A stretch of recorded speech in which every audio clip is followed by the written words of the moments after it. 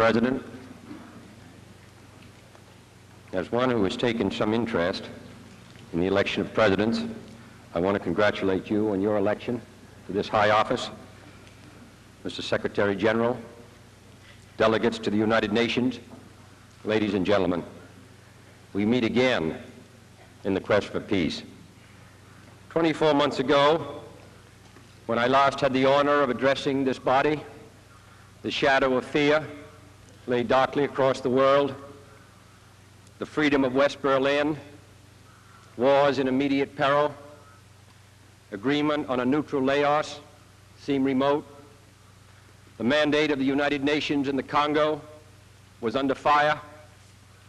Hold back the darkness. Today the clouds have lifted a little so that new rays of hope can break through. The pressures on West Berlin appear to be temporarily eased. Political unity in the Congo has been largely restored. A neutral coalition in Laos, while still in difficulty, is at least in being. The integrity of the United Nations Secretariat has been reaffirmed. A United Nations decade of development is underway. And for the first time in 17 years of effort, a specific step has been taken to limit the nuclear arms race.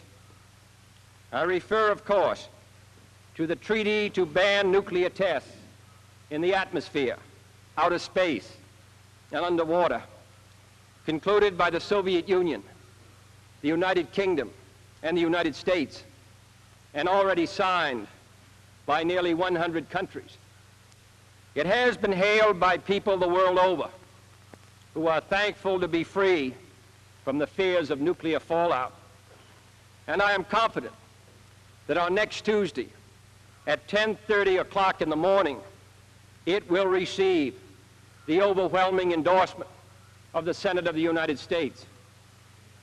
The world has not escaped from the darkness. The long shadows of conflict and crisis envelop us still. But we meet today in an atmosphere of rising hope and at a moment of comparative calm. My presence here today is not a sign of crisis, but of confidence. I am not here to report on a new threat to the peace or new signs of war. I have come to salute the United Nations and to show the support of the American people for your daily deliberations. For the value of this body's weight, the reduction of global tension must not be an excuse for the narrow pursuit of self-interest. If the Soviet Union and the United States, with all of their global interests and clashing commitments of ideology, and with nuclear weapons still aimed at each other today, can find areas of common interest and agreement, then surely other nations can do the same.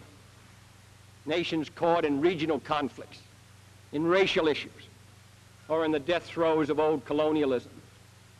Chronic disputes which divert precious resources from the needs of the people or drain the energies of both sides serve the interests of no one. And the badge of responsibility in the modern world is a willingness to seek peaceful solutions. It is never too early to try, and it's never too late to talk. And the United States, as a major nuclear power, does have a special responsibility to the world. It is, in fact, a threefold responsibility. A responsibility to our own citizens, a responsibility to the people of the whole world who are affected by our decisions, and to the next generation of humanity. We believe the Soviet Union also has these special responsibilities, and that those responsibilities require our two nations to concentrate less on our differences and more on the means of resolving them peacefully. For too long, both of us have increased our military budgets, our nuclear stockpiles, and our capacity to destroy all life on this hemisphere, human, animal, vegetable, without any corresponding increase in our security. Our conflicts, to be sure, are real. Our concepts of the world are different. No service is performed by failing to make clear our disagreements. A central difference is the belief of the American people in self-determination for all people. We believe that the people of Germany and Berlin must be free to reunite their capital and their country. We believe that the people of Cuba must be free to secure the fruits of the revolution that have been betrayed from within and exploited from without. Protection of freedom. And our determination to safeguard that freedom will measure up to any threat or challenge. But I would say to the leaders of the Soviet Union and to their people that if either of our countries is to be fully secure, we need a much better weapon than the H-bomb, a weapon better than ballistic missiles or nuclear submarines, and that better weapon is peaceful cooperation. We have in recent years agreed on a limited test ban treaty, on an emergency communications link between our capitals, on a statement of principles for disarmament, on an increase in cultural exchange, on cooperation in outer space, on the peaceful exploration of the Antarctic, and on tempering last year's crisis over Cuba. I believe, therefore, that the Soviet Union and the United States, together with their allies, can achieve further agreements, agreements which spring from our mutual interest in avoiding mutual destruction. There can be no doubt about the agenda of further steps. We must continue to seek agreements on measures which prevent war by accident or miscalculation. We must continue to seek agreement on safeguards against surprise attack, including observation posts at key points. We must continue to seek agreement on further measures to curb the nuclear arms race by controlling the transfer of nuclear weapons, converting fissionable materials to peaceful purposes, and banning underground testing with adequate inspection and enforcement. We must continue to seek agreement on a freer flow of information and people from east to west and west to east. We must continue to seek agreement, encouraged by yesterday's affirmative response to this proposal by the Soviet foreign minister on an arrangement to keep weapons of mass destruction out of outer space. Let us get our negotiators back to the negotiating table to work out a practicable arrangement to this end. Purposes. Finally, in a field where the United States and the Soviet Union have a special capacity, in the field of space, there is room for new cooperation, for further joint efforts in the regulation and exploration of space. I include among these possibilities a joint expedition to the moon. Space offers no problems of sovereignty. By resolution of this assembly, the members of the United Nations have forsworn any claim to territorial rights in outer space or on celestial bodies, and declared that international law and the United Nations Charter will apply. Why, therefore, should man's first flight to the moon be a matter of national competition? Why should the United States and the Soviet Union, in preparing for such expeditions, become involved in immense duplications of research, construction, and expenditure? Surely we should explore whether the scientists and astronauts of our two countries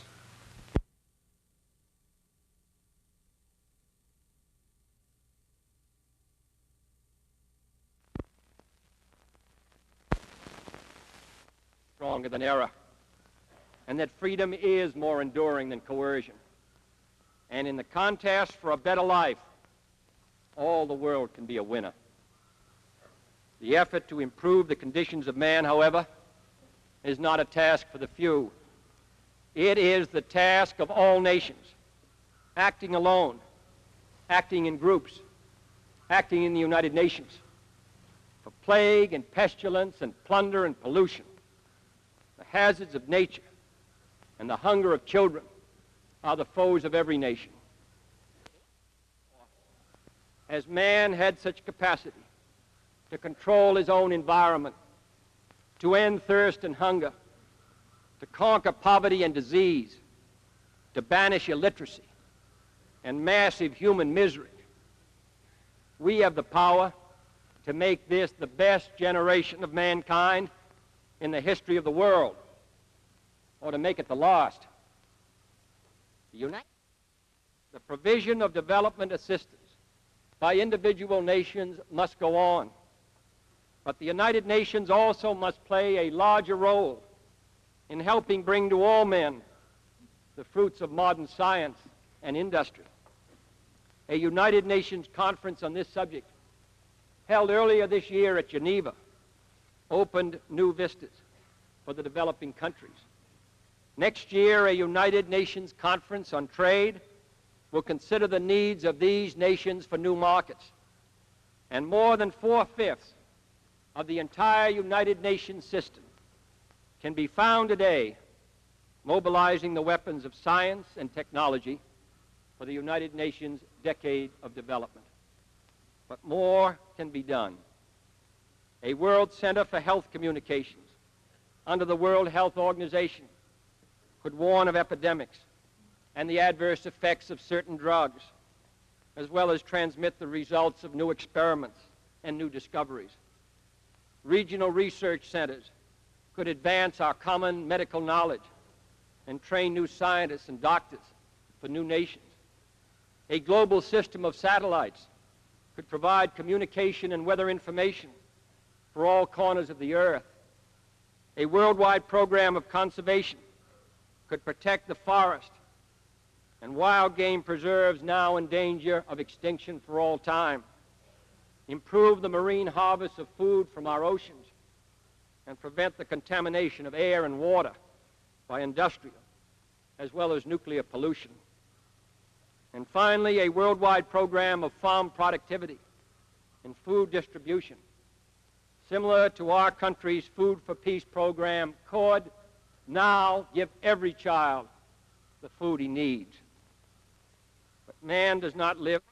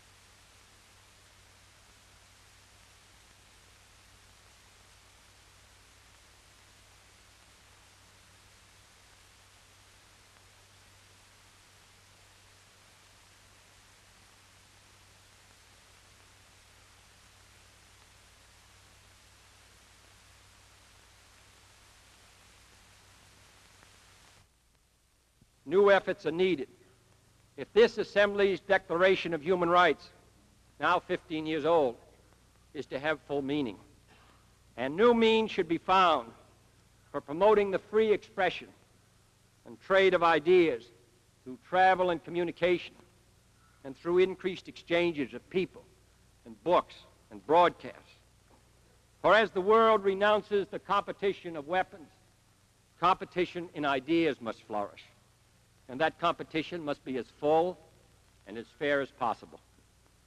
The United States delegation will be prepared to suggest to the United Nations initiatives in the pursuit of all these goals For this is an organization for peace, and peace cannot come without work and without progress. The peacekeeping record of the United Nations has been a proud one, though its tasks are always formidable. We are fortunate to have the skills of our distinguished Secretary General and the brave efforts of those who have been serving the cause of peace in the Congo and the Middle East, in Korea and Kashmir, in West New Guinea and Malaysia. But what the United Nations has done in the past is less important than the tasks for the future. We cannot take its peacekeeping machinery for granted. That machinery must be soundly financed, which it cannot be if some members are allowed to prevent it from meeting its obligations by failing to meet their own. The United Nations must be supported by all those who exercise their franchise here, and its operations must be backed to the end. Too often a project is... I also hope that the recent initiative of several members in preparing standby peace forces for United Nations call will encourage similar commitments by others. This nation remains ready to provide logistic and other material support. Policing, moreover, is not enough without provision for pacific settlement. We should increase the resort to special missions of fact-finding and conciliation, make greater use of the International Court of Justice, and accelerate the work of the International Law Commission. The United Nations cannot survive as a static organization. Its obligations are increasing, as well as its size. Its charter must be changed, as well as its customs. The authors of that charter did not intend that it be frozen in perpetuity. The science of weapons and war has made us all, far more than 18 years ago in San Francisco, one world and one human race with one common destiny. In such a world, absolute sovereignty no longer assures us of absolute security. The conventions of peace must pull abreast and then ahead of the inventions of war. The United Nations, building on its successes and learning from its failures, must be developed into a genuine world security system. But peace does not rest. 2 years ago, I told this body that the United States had proposed and was willing to sign a limited test ban treaty. Today, that treaty has been signed. It will not put an end to war. It will not remove basic conflicts. It will not secure freedom for all, but it can be a lever. And Archimedes, in explaining the principles of the lever, was said to have declared to his friends, "Give me a place where I can stand, and I shall move the world." My fellow inhabitants of this planet, let us take our stand here in this assembly of nations, and let us see that if we, in our own time, can move the world to a just and lasting peace,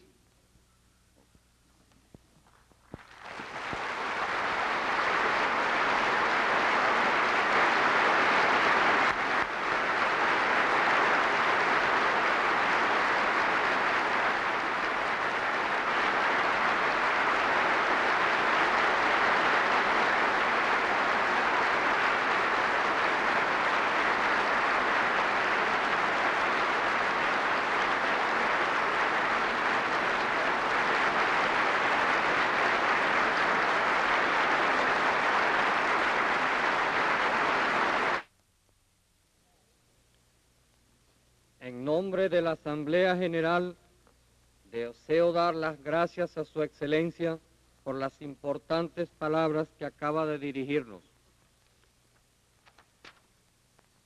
Ruego a los delegados que permanezcan en sus puestos mientras acompaño al presidente fuera del salón, después de lo cual quedará levantada la sesión.